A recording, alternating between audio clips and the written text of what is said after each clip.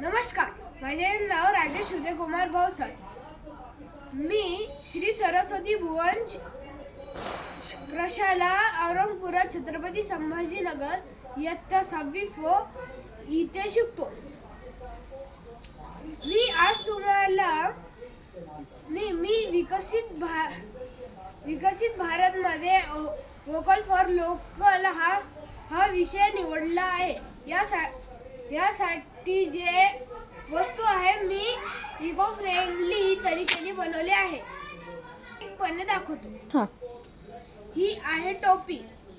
याला मी नारळाच्या फांद्याच्या पानांनी बनवलेली आहे. ही अशी आपण घालू शकतो. हे आहे बास्केट. हे पण मी नारळाच्या पानांच्या सहाय्याने बनवलेले आहे.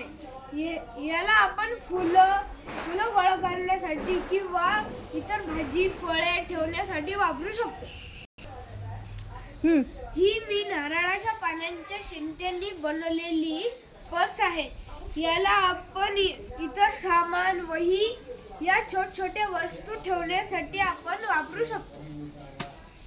ही आपल्याला साध्या पर्स सारखी पण पकडता येते.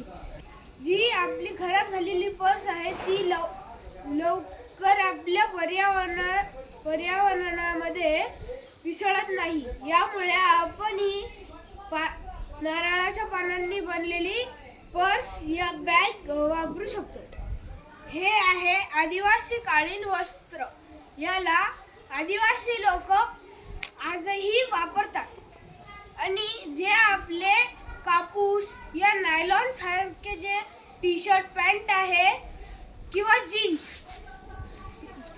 जर ते खराब झाले तर आपण जर त्यांना जाळलं तर त्यांचा जो धूर आहे तो पर्यावरणासाठी खूप हानिकारक आहे.